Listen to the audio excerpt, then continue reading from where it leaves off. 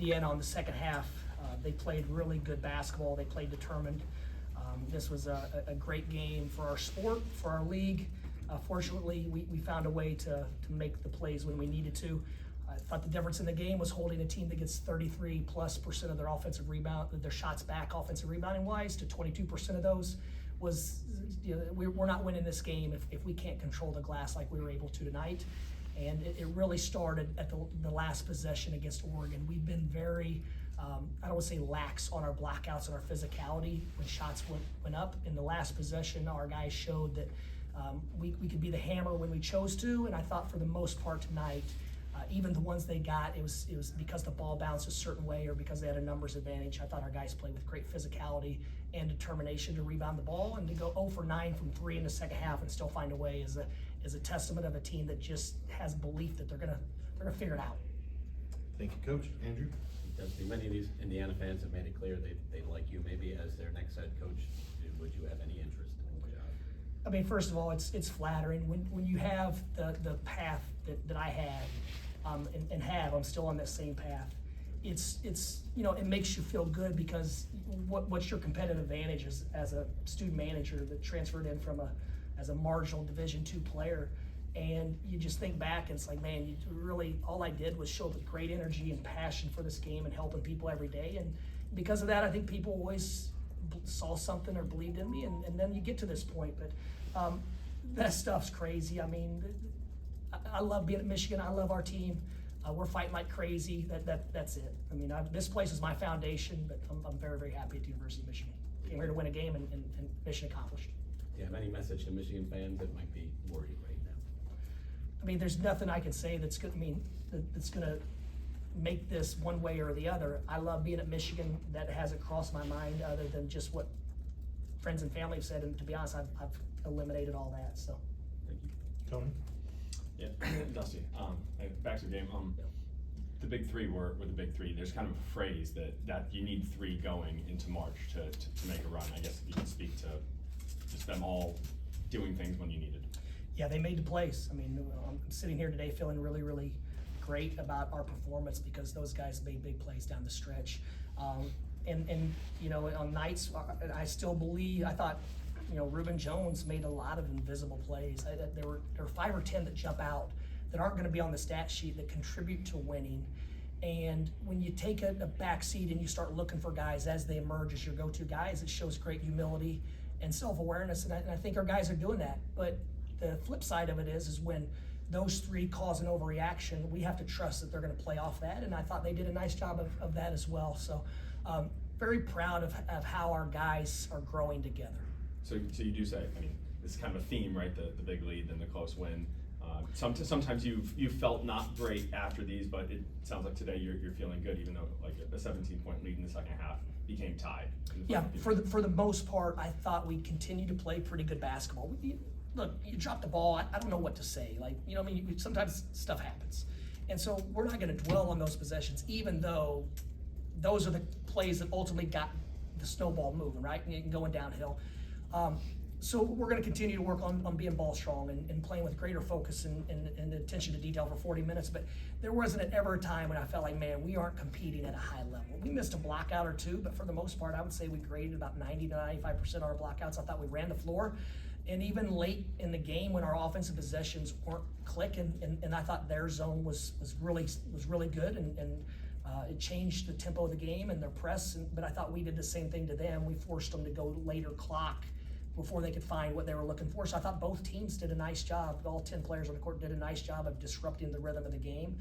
But late, I felt like we were a little bit fatigued, and we wanted to shorten the game. And I don't know if I've ever wanted to shorten a game. It just felt like down the stretch, if we could just get it to that 4 where we're even, and I think we're even at under 4, that we could find a way because we've been in so many of these. James? Yeah, just kind of picking up off that, I think your last 5 wins are all by 4 points or fewer. I guess just how comfortable are you guys in these uncomfortable moments, especially late in games? Well, we're very comfortable. I'm not counting this as a 3-point win, though. Half-court shot. Hopefully this doesn't cause Twitter to go crazy because of the other side of college athletics. Sometimes winning's not enough. But I haven't watched the film yet, but there have been times this year when I felt like we had real lapses in concentration and we were starting to splinter apart. I thought we stayed connected.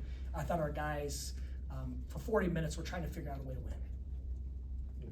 Dusty, as you said, you came here in a very behind the scenes role as a student manager, and obviously getting a big ovation today. Take the names off of everything. Just as a college basketball fan, a college basketball follower, what does Indiana University mean, and what does it mean that this basketball program isn't maybe achieving what it has historically? Well, first of all, everything's changed, and I don't want to lecture anyone, but 18-2 is probably 15-5 or 14-6 now, with the amount of talent and the everything's dispersed. The game is completely different. Everyone's on TV now. Everyone has nice facilities.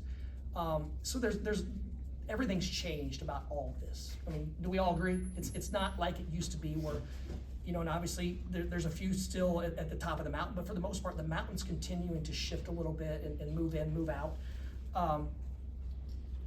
Look, I enjoy watching all Indiana athletics.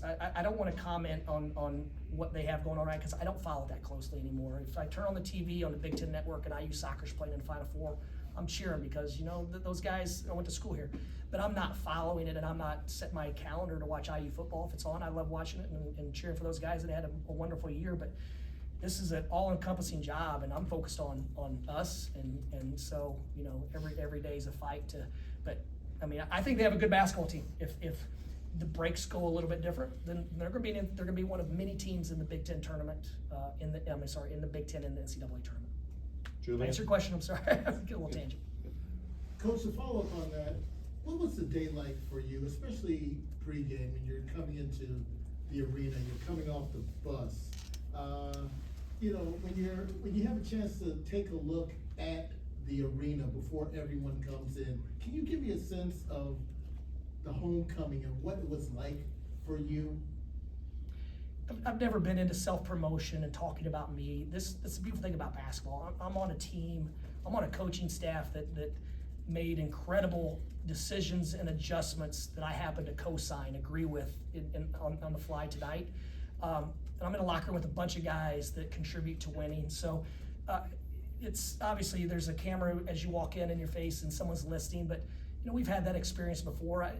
It's good for if it's good for our game, if it's good for our sport, if it's good for our league, then I'm all for it because we all get paid well and everyone's taken care of because of all that other stuff. But I like the attention to be on our guys because it's a group that did that today. It's not me, but I do appreciate that. I don't really hear anything of it. I don't hear there's hecklers saying crazy things behind the bench. 99% of the time, I don't hear any of it.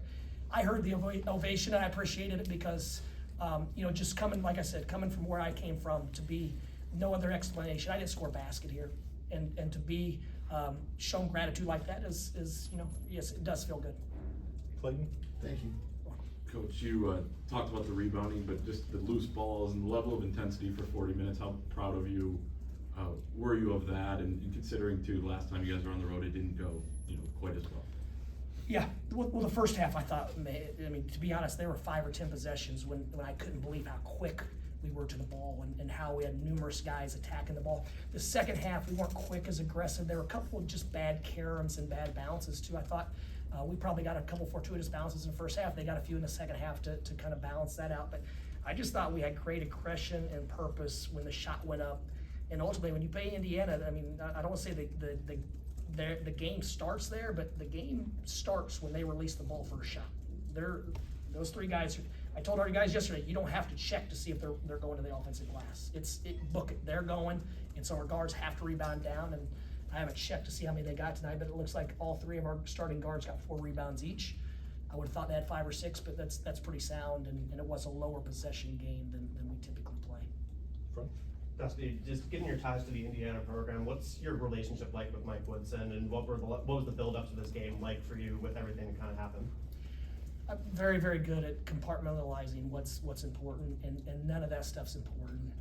For the last several weeks, I've tried not to be on social media much, and even seeing stuff that you're not looking for.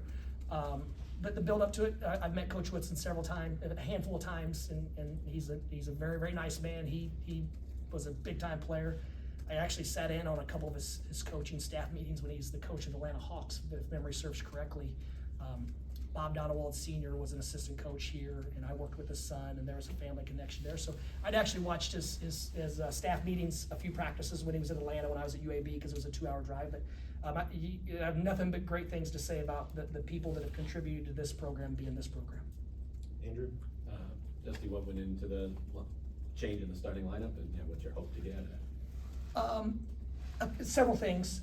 First and foremost, Roddy Gale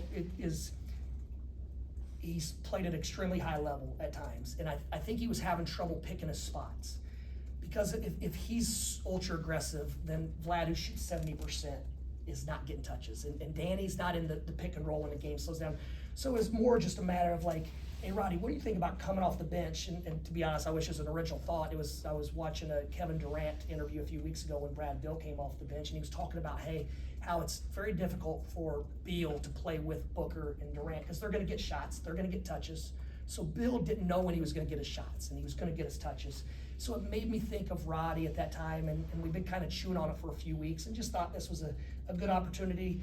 And Ruben, I thought he embraced that role with those guys as a connector, kind of how Leal's done lately for Indiana. I thought he embraced that role really well. And other than the shots not going in, I thought those wings played really good, sound basketball. They defended, they made plays that impacted the game. James? Dusty, I mean, your name has been tied to like head coaching jobs the past few years, so it's nothing new to you. I guess just how you make sure it doesn't become a distraction with the team. We'll talk about it with the team. I mean, I'm sure we control what we can control. I mean, that was the whole thing today. Like, what's going to happen when you get asked about this or that? You can control what you can control. And if I'm spending time thinking about that stuff, then we're in trouble on Tuesday when the Boilermakers come into Chrysler Arena. We got time for a couple more. Charles? Yeah, you mentioned that Danny was among the players to step up down the stretch. What did you see from him specifically? I know you had the pass to Vlad for the go-ahead dunk, and then you had the and one free throws down the stretch. Yeah, I thought those two plays were highlight level plays. I'm glad he's on our team. I thought his rebounds down the stretch, I thought he was strong in press break. So other than those plays, we don't want those highlight reel plays to define Danny Wolf, because he does so many other things to help us win. And the gravity that he requires and whatnot is really important for other guys to be successful. So we're still trying to figure out our real offensive flow and rhythm. And but I do think we took a step forward tonight. I thought we had pretty sound role definition for the most part. We'll go with Greg, and then go ahead, Greg. Dusty, you might have already addressed this because I got in here a little late. Are you surprised that Mike's getting out of college coaching so quick? Am I surprised that Mike's getting out of college coaching so quick? Nothing. I mean, you look at our game, I don't think we're gonna have coaches be anywhere 30, 40 years. I mean, I don't have an opinion. I don't know. I don't know much about Coach Woodson. I don't know much about the situation. Like I said, I mean, if anybody knows me, I'm pretty locked in on what I need to be doing. And so I think he's a fine basketball coach. I think he's a fine human being, and he's done a lot for this university with the jersey on and with the suit on both. Want to close this out? Dusty, you touched on kind of switching to a zone late in the game. You got some critical stops. I'm curious, was that something you guys kind of had a notion you might use coming into this, or is that sort of a kind of as the field goes? We have contingency plans every game. If this is going south, what's our answer? And so, yeah, we had talked about it. And once again, we huddled up, and I think we were almost unanimous that we needed to throw the zone out. We needed to throw the full court tempo press out just to kind of shorten the game.